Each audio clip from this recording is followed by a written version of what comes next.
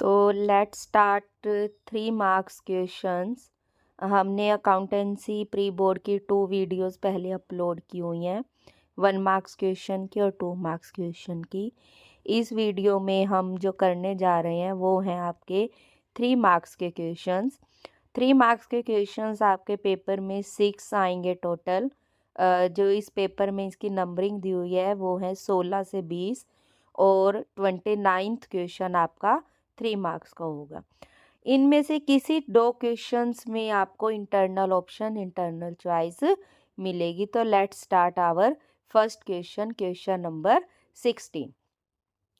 16 question बड़ा different type का question आया। जो आपके फॉर फीचर वाला क्वेश्चन है, री इशू वाले, वो उसने complete journal entry with share for feature account दिया हुआ है। ये जिसके आगे आपको बॉक्स से दिख रहे हैं, ये आपके फिलिंग द ब्लैंक्स दिए हुए थे और बाकी सब आपको गिवन है क्वेश्चन में। तो मैं आपको इसको साथ के साथ आपको समझाऊंगी। जिस तरह हम स्टार्ट करें, शेयर फॉर फीचर अकाउंट से हमें इसे स्टार्ट करना होगा। इसमें जो 600, 600 और 1500 ये सब आपको गिवन था। 2 शेयर कैपिटल आपका क्वेश्चन मार्क था। ये आपने कैसे फिल करा? यहाँ 1500 है, यहाँ भी 1500 होने चाहिए। 600 और 600 1200 हो गए। अगर हम यहाँ 300 लिख देंगे तो हमारे 1500 कंप्लीट हो जाएंगे। तो इस तरीके से हमने सबसे पहले अपने शेयर फॉर फ्यूचर अकाउंट को कंप्लीट कर लिया 300 रुपये लिख के।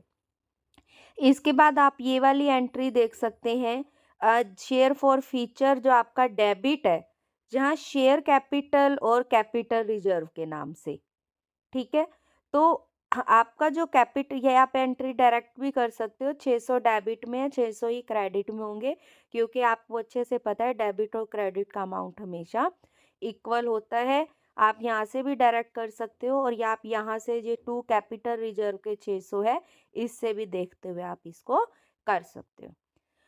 अब आप ये देखिए, जो ये वाली एंट्री अगर आप करना चाहें, तो आप इसमें ये देखिए कि जो share cashier for feature debit जो है, वो यहाँ से आपको पता लग रहा है share for feature account share capital के नाम से डेबिट 300 से। तो आप सबसे पहले यहाँ 300 लिख देंगे। It's that clear? उसके बाद इसने आपको ये बताया कि जो ये है आपका 300 आपने यहाँ से लिखा। जो आपके ये 2700 रुपये आपको बैंक से मिले, क्योंकि 300 शेयर्स जो री इशूड हुए हैं आपके, तो 300 शेयर्स री इशू हुए हैं 9 रुपीज़ के हिसाब से। 300 शेयर्स 9 रुपीज़ के हिसाब से री इशू हुए हैं। तो ये आपको मतलब ये 300 शेयर्स कैसे है, ये भी आपको अच्छे से समझना होगा। 9 गिवन है आपको। तो आपने देखा 10 रुपये वाला शेयर 9 रुपये में इशू है, तो 1 रुपया डिस्काउंट हुआ। तो 300 रुपये शेयर फॉर फ्यूचर में, तो 1 रुपये के हिसाब से अगर 300 है तो 300 ही शेयर्स हुए। अब 300 शेयर 9 रुपये के हिसाब से बैंक में कितने रुपए आए? 2700 रुपये आए। तो डेबिट क्रेडिट का टोटल हमेशा इक्वल होते हैं। तो 2700 और 300 ये आपका आया 3000। ये आपका आया 3000। क्लियर? 2 एंट्रीज। उसके बाद आप ये वाली एंट्री अगर देखें, तो इस एंट्री में आप देखेंगे कि शेयर फॉर फ्यूचर क्रेडिट, यहाँ से आपको अपने फॉर परफॉर्मेंस से दिख गया शेयर फॉर फ्यूचर क्रेडिट 1500 से। तो हम सबसे पहले यहाँ 1500 लिख देंगे। उसके बाद ये 3500 और यहाँ 1000 गिवन है। 3500 और 1500 5000 हुए। डेबिट क्रेडिट का टोटल इक्वल होता है, यहाँ 1000 है तो हम 4000 और लिख देंगे, तो आपका टोटल 5-5 हजार हो जाएगा। तो यहाँ से हमने यहाँ 4000 का हमें पता लगा लिया। अब देखो टोटल आपको ये प्रीमियम समेत आप देखो तो 5000 है। 10 रुपये वाला शेयर है, तो अगर आप 10 का ही करते हैं तो 500 जो है 10 के हिसाब से आपके 500 शेयर्स हो गए। और ये 7 रुपये इंक्लूडिंग प्रीमियम है, क्योंकि 2 रुपये इसमें इंक्लूडिंग प्रीमियम के आपके 2 रुपये इसमें इसके शामिल हैं। ठीक है, नॉन पेमेंट उसके 7 रुपये हैं। 3500 है ना, 3500 को 5 से करके देखेंगे तो 7 5 7 35, तो 7 रुपये ये आपके हुए। तो इस तरीके से आपको ये फिलिंग द ब्लैंक्स इसमें करना होगा। नेक्स्ट 17 क्वेश्चन है, रियलाइजेशन एक्सपेंसेस जो है वो 5000 रुपये हुए। जो एक्स ने बियर करने थे और जबकि पेमेंट वाई ने करी। देखो बियर किसने करने थे, एक्स ने, तो एक्स डेबिट होगा, एक्स कैपिटल अकाउंट डेबिट। लेकिन पेमेंट किसने करी है, वो वाई ने, तो क्रेडिट क्या होगा, Y capital to Y capital 5,000। Next है जो वाई का लोन था 50,000 का, उसके बदले हमें 48,000 ही आपको देने पड़े, सेटलमेंट हो गई। तो Y loan account debit 50,000 to bank, bank में कितने गए, 48,000। तो 2,000 जो आपको फायदा हुआ वो आपके किस चीज के आपके आए, आप इसमें डाल सकते हो रियलाइजेशन अकाउंट में। ये रियलाइजेशन एक्सपेंसेस गलती से लिखा गया है, ये जो आपका होगा रियलाइजेशन। देखिए ये चीज़ का ध्यान रखिए कि जब भी कोई एसेट्स किसी थर्ड पार्टी को दी जाती है तो उसकी एंट्री नहीं होगी, तो थर्ड पे होगा नो एंट्री। एंट्री नहीं होने का मतलब ये नहीं है कि आप यहाँ एंट्री छोड़ देंगे, आपको छोड़नी नहीं है, आपको यहाँ पर नो एंट्री लिखना होगा, तभी आपको मार्क्स मिलेंगे, आपको छोड़ना नहीं है। तो ये था आपका 17 क्वेश्चन। नेक्स्ट है आपका 18 क्वेश्चन, भी आपको जर्नल एंट्री दी गई है। ये जर्नल एंट्री आपकी इशू ऑफ डिबेंचर की है, जब रिडम्पशन की कंडीशन गिवन होती है। तो आप ये देखेंगे जो तीनों केस है इसमें रिडम्पशन एट पार है, फर्स्ट में भी रिडम्पशन एट पार है, सेकंड में भी रिडम्पशन एट पार है, थर्ड में भी रिडम्पशन एट पार है। तो रिडम्पशन एट पार है तो आपको कि इसमें कोई एंट्री में कोई भी चेंज करने की आवश्यकता नहीं होगी, जो भी चेंज होता है वो रिडम्पशन एट प्रीमियम के कारण होता है। तो हम केवल इशू की एंट्री देखेंगे। फर्स्ट में 2,000 डिबेंचर्स हैं 12% वाले, 100 रुपये के एट पार इशू, हर एक की आपको दो दो एंट्री करनी होगी। First bank account debit to 12% debenture application and allotment account, application money receive 2 lakh हो गए, और ये debenture application allotment to 12% debenture, debenture account में हमने इसको ट्रांसफर कर दिए 2 लाख रुपए, वेरी सिंपल। सेकंड आपका सेम है, 2,000 ही डिबेंचर्स हैं 12% वाले, बट वो 2% डिस्काउंट पर इशू हुए। तो आपके बैंक में आपके 2 लाख के जो शेयर थे 2% डिस्काउंट करके 4,000 आपको डिस्काउंट के बैंक में नहीं आएंगे, तो बैंक में कितने आए आपके, bank account debit to 12% debenture application and allotment account 1,96,000।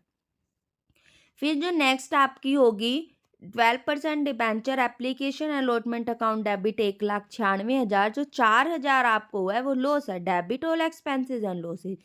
तो ये 4,000 आपका डेबिट होगा discount on issue of debenture account के नाम से, टू 12% डिबेंचर आपके, फिर से वही 2 लाख आपके डिबेंचर्स हो गए।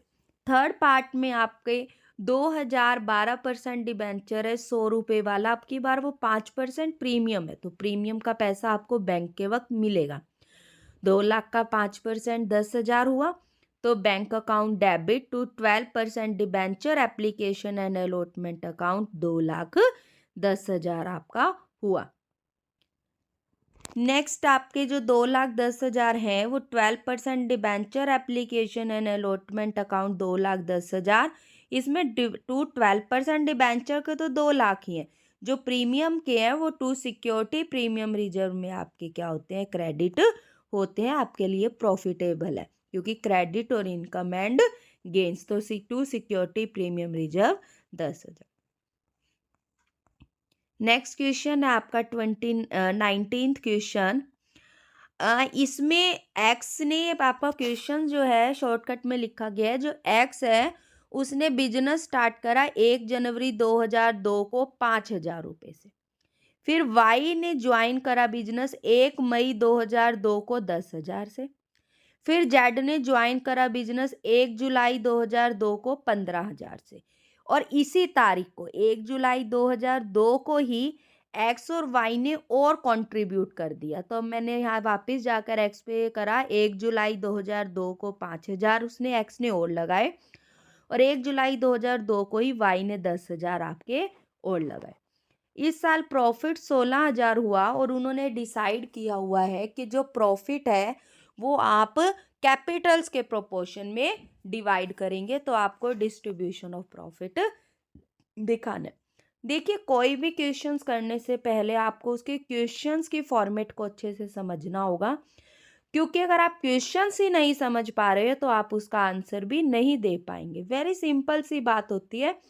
अगर किसी ने आपसे आपका नाम भी पूछा और आपको उसकी भाषा समझ में नहीं आई, आपको समझ में नहीं आया कि वो क्या पूछना चाह रहा है, तो आप अपना नाम भी नहीं बता पाएंगे। इसलिए पहले आपको क्वेश्चन को अपने फॉर्मेट में अपने समझने के तरीके से आपको उसको लिख लेना चाहिए।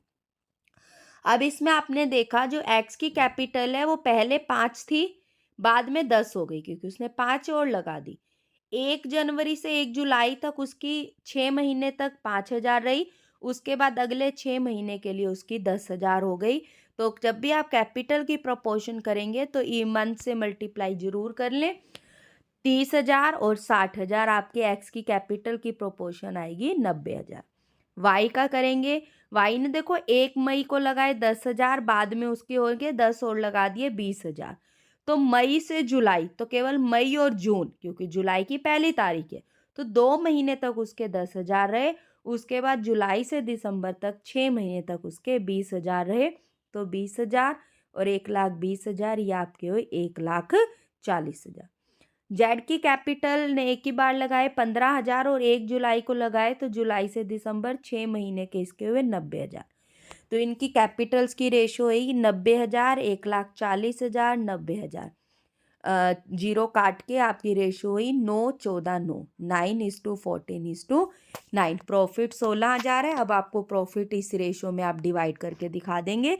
एक्स वाई जेड का 16,000 गुना 9/32, एक्स का हिस्सा 9 है और तीनों का टोटल 32, इसका वाई का 14/32 और जेड का 9/32। कैलकुलेशन करके आपको प्रॉफिट का दिखाना है 4500, इसका 7,000 और इसका 4500।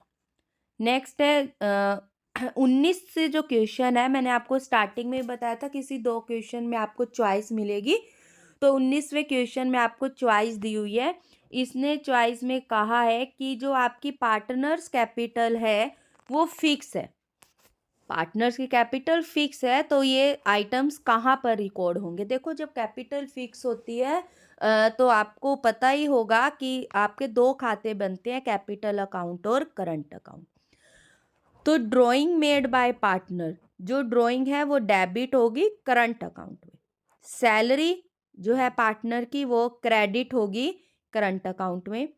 प्रॉफिट हिस्सा भी क्रेडिट होगा करंट अकाउंट में। फ्रेश कैपिटल जो एडिशनल कैपिटल लगाई जाती है वो क्रेडिट होगी कैपिटल अकाउंट में। इंटरेस्ट ऑन ड्राइंग डेबिट होगा करंट अकाउंट में। इंटरेस्ट ऑन कैपिटल क्रेडिट होगा करंट अकाउंट में। बड़ी सिंपल सी बात थी कि कैपिटल अकाउंट में डेबिट में केवल परमानेंट ड्राइंग या ड्राइंग आउट ऑफ कैपिटल आती है और क्रेडिट साइड में एडिशनल कैपिटल आती है। तो उसमें से हमने fresh capital credit of capital हो गई। जो करंट अकाउंट होता है उसके डेबिट में बेसिकली 3 चीज़ें ही आती हैं, ड्राइंग, इंटरेस्ट ऑन ड्राइंग या कोई लॉस। तो इसके अंदर इंटरेस्ट ऑन ड्राइंग और ड्राइंग 2 आपके डेबिट ऑफ करंट अकाउंट में हो गए। क्रेडिट में पार्टनर को दी जाने वाली सारी चीज़ें, सैलरी होगी, प्रॉफिट में हिस्सा हो गया, इंटरेस्ट ऑन कैपिटल हो गया, वो क्रेडिट होता है। तो उस मेथड से, उस कॉन्सेप्ट से हमने इसका आंसर आपको देना है। 20th क्वेश्चन है आपका, ABCD पार्टनर हैं, उसमें से डी रिटायर हुआ और डी का हिस्सा ए और बी ने 1:1 में लिया, बराबर लिया। सी ने नहीं लिया, केवल ए और बी ने लिया। जो गुडविल की कैलकुलेशन करनी है वो एवरेज प्रॉफिट होगा पिछले 4 सालों का, जो 40,000 है उसको 3 से गुना करके आपको गुडविल निकालना है। फिर जनरल रिजर्व 1,30,000 दी हुई है, डी की कैपिटल 3 लाख दी हुई है और वो आपको जर्नल एंट्रीज कह रहा है। तो इसमें 3 बेसिक चीज़ें आपको दिख रही हैं, गुडविल, जनरल रिजर्व और डी के कैपिटल। तो आपकी 3 ही एंट्री होंगी। फर्स्ट ऑफ हम करेंगे गुडविल की एंट्री। आपको अच्छे से पता है गुडविल पहले कैलकुलेट करनी है। 40,000 एवरेज प्रॉफिट है, गुना 3 करके 1,20,000 आपकी गुडविल आ गई। और ये 1,20,000 गुडविल टोटल गुडविल है, उसमें डी का हिस्सा निकालेंगे 4/10, तो इसका ओल्ड रेशियो है। तो 48,000 गुडविल आई और गुडविल रिटायरमेंट के वक्त किस में होती है, गेनिंग रेशियो में डिवाइड करते हैं, जो ए और बी ने लिया 1:1 में। तो इसमें गुडविल की जो जर्नल एंट्री होती है जो गेन कर रहे हैं पार्टनर, गेन कौन कर रहे हैं, ए और बी, तो वो दोनों डेबिट होंगे, A capital account debit, B capital account debit. To D capital account जो रिटायर होता है वो क्रेडिट होता है टू डी कैपिटल, तो उसकी 48,000 थी, ए और बी इक्वल ले रहे हैं तो 24,000 दोनों को मिल गई। जनरल रिजर्व जो 1,30,000 है वो ए बी सी डी चारों में उनकी ओल्ड रेशो 1 2 3 4 में हमने डिवाइड कर दी, 13,000, 26,000, 39,000, 52,000। अब जो डी की कैपिटल है वो डी के लोन अकाउंट में ट्रांसफर होगी, क्योंकि अभी पेमेंट के लिए नहीं बोला, वो रिटायर हो रहा है तो उसकी कैपिटल अब लोन में आप ट्रांसफर कर दोगे। लोन में ट्रांसफर करते हुए देखो 3 लाख उसकी पहले से कैपिटल थी, 48,000 उसको गुडविल वाले मिले और 52,000 उसको ये जनरल रिजर्व वाले मिले, तो टोटल 4 लाख रुपए उसकी कैपिटल अब टोटल होगी जो हमने उसके लोन अकाउंट में ट्रांसफर कर दी। नेक्स्ट है आपका 29th क्वेश्चन, 16 से 20 ही हो गए। 29th क्वेश्चन में आपको प्रोप्राइटरी रेशो निकालनी है। क्वेश्चंस में दिया हुआ है टोटल एसेट टू डेप्ट रेशो 2:1 दी हुई है, डेप्ट 5 लाख दी हुई है। इक्विटी शेयर कैपिटल के बारे में कहा गया है कि ये 0.5 टाइम्स है डेप्ट की। प्रेफरेंस शेयर कैपिटल के बारे में बोला गया ये इक्विटी शेयर कैपिटल की 25% होगी। प्रॉफिट बिफोर टैक्स 10 लाख है और टैक्स की रेट 40%। देखो जो आपको निकालनी है वो है प्रोप्राइटरी रेशियो, जिसका फॉर्मूला होता है शेयर होल्डर फंड अपॉन में total assets, share holder fund upon में टोटल एसेट्स। तो आप सबसे पहले स्टार्ट करो, जो आपको एक दी हुई है 2:1 ratio, total asset to dept ratio equal to total assets upon dept, 2:1 equal to total assets upon 5 lakh, क्योंकि डेप्ट 5 लाख गिवन है, तो इस इक्वेशन से टोटल एसेट्स आपकी 10 लाख आ गई। अब इक्विटी शेयर कैपिटल जो है वो है डेप्ट का 0.5, तो डेप्ट 5 लाख है का 0.5 कैलकुलेट करेंगे, ये आपका आ गया 2,50,000। प्रेफरेंस शेयर कैपिटल है इक्विटी शेयर कैपिटल का 25%, जो भी आपने 2,50,000 निकाले उसका 25% करेंगे तो 62,500 रुपये। अब जो प्रॉफिट है, क्योंकि शेयर होल्डर फंड में equity share capital, preference share capital और प्रॉफिट तीनों आते हैं। और जो प्रॉफिट है 10 लाख, उसमें पहले टैक्स माइनस करना होगा हमें, जो 40% है 4 लाख, तो 6 लाख आपका प्रॉफिट हुआ। तो शेयर होल्डर फंड हुए आपके equity 2.5 lakh, preference 62,500, profit 6 lakh, 9,12,500। अब आप निकाल सकते हैं प्रोप्राइटरी शेयर होल्डर फंड, आपका आ गया 9,12,500। टोटल एसेट्स हमने ऊपर इक्वेशन से निकाली थी, यहाँ पर 10 लाख, ये हमने यहाँ पर रखी, तो आपकी रेशो आई 0.9125:1। प्रोप्राइटरी रेशो को आप परसेंटेज में भी निकाल के दिखा सकते हैं, मल्टीप्लाई 100 करके 91.25%। 29 क्वेश्चन में आपको ऑप्शन में क्वेश्चन दिया हुआ है, क्योंकि 2 क्वेश्चंस में आपको ऑप्शन मिलने थे। अनुपात से आप क्या समझते हैं और अनुपात विश्लेषण की कोई 2 उपयोगिता बताएं। देखिए अनुपात का सिंपल सा मीनिंग आप बताओ कि ये 2 संख्याओं का पारस्परिक संबंध अनुपात कहलाता है। इसे अंश, दर या प्रतिशत के रूप में दर्शाया जा सकता है। अनुपात विश्लेषण की उपयोगिता निम्नलिखित होंगी। पहली, अंतर फर्म विश्लेषण, कई वर्षों की वित्तीय जानकारी प्राप्त करके उसका विश्लेषण किया जाता है, जिससे अनेक प्रकार की महत्वपूर्ण सूचनाएं प्राप्त हमें हो जाती हैं।